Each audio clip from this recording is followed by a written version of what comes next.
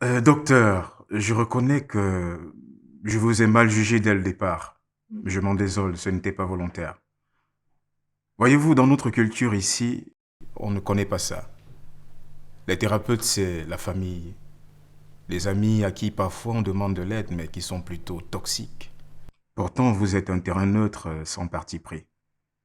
D'ailleurs, c'est grâce à vous que j'ai appris à dire à ma femme ce que je n'avais jamais eu le courage de lui dire. Et je vous remercie pour cela.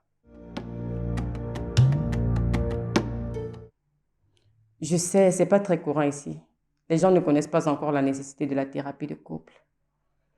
J'ai soutenu ma thèse sur la psychologie du couple à cause de l'observation que j'ai faite sur mes proches. Et je n'ai pas voulu travailler autre part qu'ici. Le besoin est plus grand de ce côté.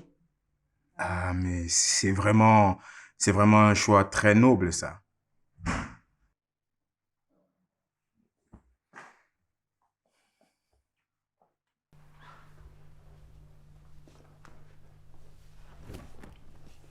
Qu'est-ce qui est noble? Tu fais quoi ici sans moi?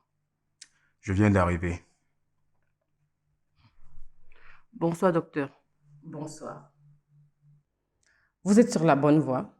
Henri a enfin pu se libérer et s'exprimer. Et moi alors, qu'est-ce que vous en faites? La première séance nous a permis de comprendre votre plainte, Michel. La deuxième séance a permis à Henri de s'exprimer, de se lâcher. Désormais, on sait ce que l'un reproche à l'autre. Nous connaissons ce qui a causé ce manque de communication. Aujourd'hui, nous allons entamer la séance de résolution. Moi, je ne connais pas. Il ne m'a jamais rien dit. Ah bon, hein? Mais pourtant, j'ai essayé maintes fois. Je t'ai offert des tenues sexy, mais tu les as toutes revendues. Parce que tu croyais que j'allais porter tes cordes là comment? Il fallait explicitement me dire que chérie, j'aimerais que tu portes des strings. Quand je t'offre ça, tu crois que c'est pourquoi? Ou bien il fallait encore que je fasse seulement un dessin pour que tu comprennes. Henri, pourquoi n'avoir pas dit à Michel ce que vous ressentiez? Demandez-lui. C'est à cause de ces crises qu'elle pique parfois pour un rien, là. Moi, je pique des crises. Oui, Je pique des crises. oui. Résumé de la situation, Henri est un frustré lithique qui a pris ses distances de Michel parce que Michel est raide au lit. Voilà.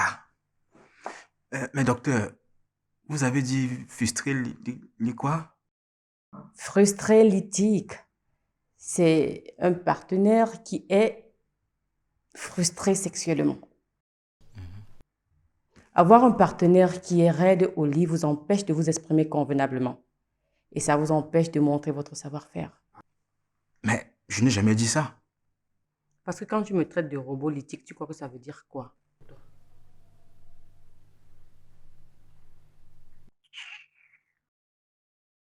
J'ai 100% de réussite.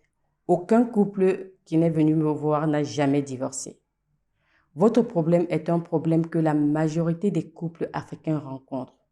Donc, vous pouvez vous ouvrir à moi, me parler sincèrement et je me ferai un plaisir de vous aider. Vous avez simplement besoin d'épicer votre relation. Mais c'est ça, docteur. Vous étiez même où depuis?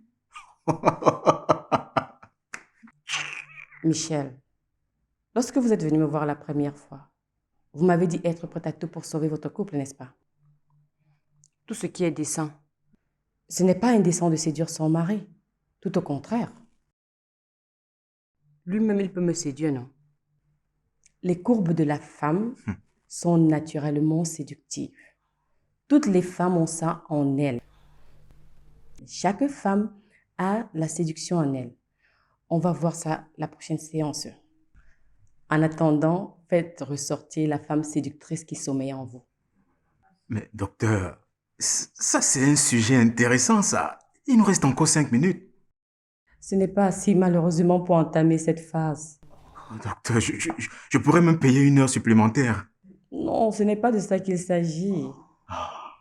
Vous avez assez de matière pour implémenter à la maison. On se reverra la prochaine fois. Bien. C'est moi qui l'emmène ici. Et maintenant, c'est moi le bourreau. Ce n'est pas parce que vous êtes la plaignante que vous êtes forcément la victime. Voilà. Ça va? On se revoit à la prochaine séance. Merci, docteur.